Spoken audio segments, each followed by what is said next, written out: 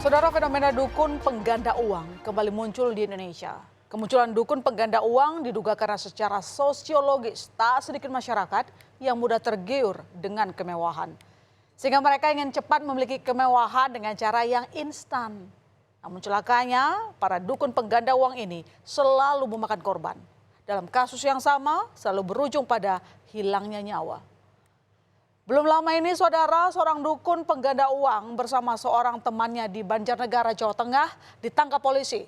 Dukun palsu ini bahkan membunuh korban-korban yang telah ditipunya. Berdasarkan pengakuan keluarga salah seorang korban, dukun gadungan ini menjanjikan akan menggandakan uang 70 juta rupiah yang disetor menjadi 5 miliar rupiah. Nah, padahal pelaku melakukan penipuan dengan modus menggandakan uang untuk melunasi utang-utangnya. Belakangan terungkap, ternyata dukun palsu ini sudah membunuh 12 orang korbannya. Dan yang bikin merinding, pembunuhan oleh sang dukun palsu ini terungkap setelah ditemukan pada 12 jenazah korban di kebun sang dukun.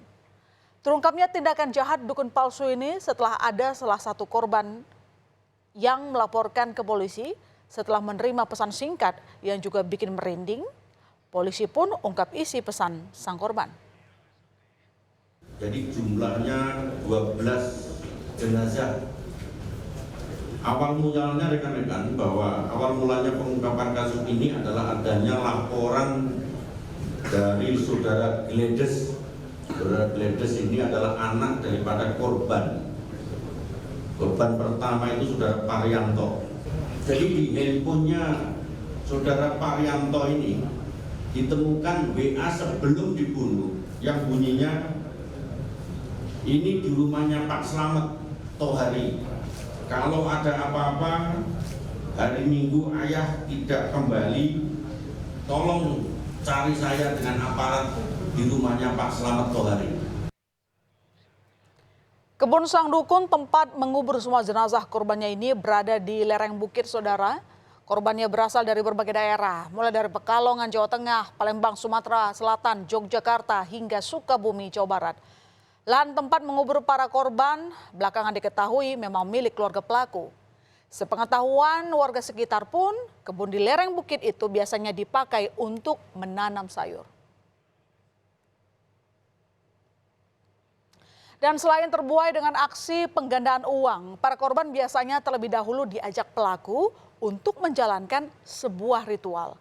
Dalam ritual itu, para korban diminta meminum air yang ternyata sudah dicampur racun potas.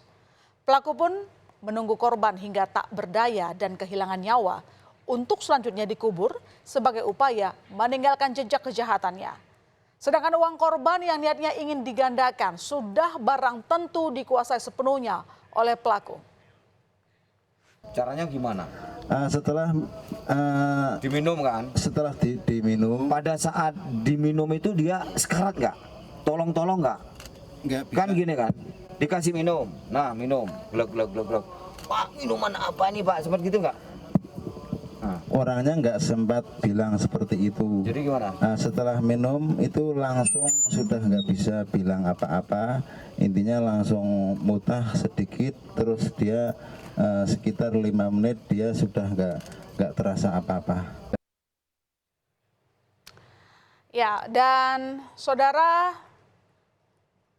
tadi adalah pelaku pembunuhan 12 orang berkedok dukun pengganda uang.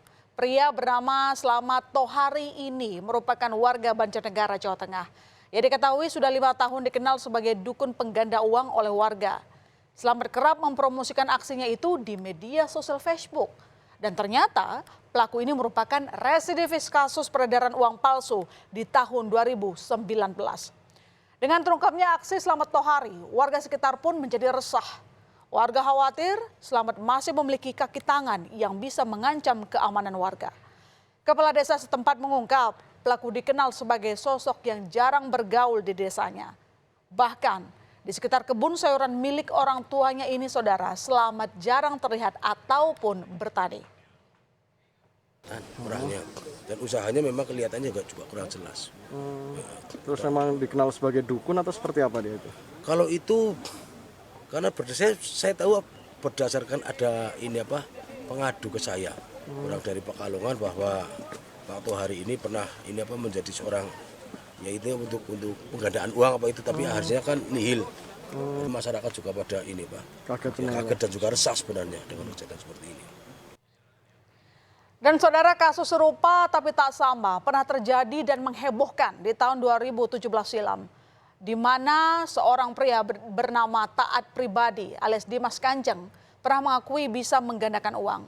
Bahkan Dimas Kanjeng ini memiliki sejumlah klien, para pesohor di negeri ini, mulai dari selebritas hingga pejabat tinggi. Banyak yang mengakui kemampuan Dimas Kanjeng, sehingga banyak sekali simpatisan Dimas Kanjeng yang bahkan memagari ketika sang pengganda uang harus berhadapan dengan hukum. Dan kalau Anda ingat, kasus Dimas Kanjeng ini juga memakan korban saudara.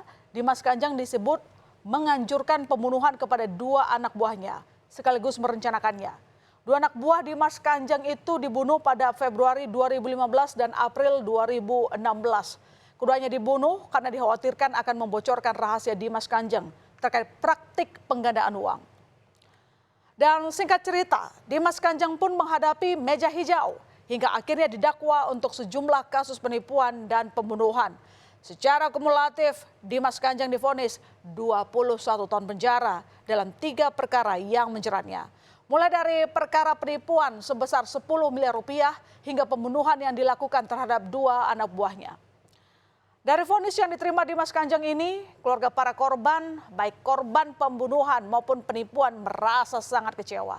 Salah seorang keluarga korban pembunuhan Dimas Kanjeng bahkan berharap Dimas Kanjeng dihukum mati atau setidaknya dihukum seumur hidup. Pasalnya, keluarga korban menganggap Dimas Kanjeng merupakan otak pembunuhan. Kasus menghebohkan lainnya saudara, yakni yang dilakukan Wawon CS di awal tahun ini. Kasus pembunuhan berantai yang dilakukan Wawon CS menyita perhatian karena dianggap sebagai pembunuhan berantai dan rumit. Pasalnya, awalnya polisi menyimpulkan kasus yang tadinya sekadar dugaan keracunan biasa. Tak disangka, peristiwa keracunan kopi ini pun berujung pada pengungkapan fakta adanya korban tewas yang dibunuh oleh 3 pelaku. 3 serangkai yang memiliki peran masing-masing untuk menghilangkan nyawa 9 korban dan kebanyakan merupakan tenaga kerja wanita. Dan pasca penangkapan 2 pelaku pembunuhan berantai di Bekasi, Cianjur, dan Garut, polisi membongkar lubang kubur yang dibuat para pelaku di rumah pelaku di Cianjur, Jawa Barat, saudara. 2 pelaku Duloh dan Wawon dihadirkan untuk memastikan titik mana saja di perkarangan rumah pelaku yang dijadikan kuburan korban pembunuhan berantai.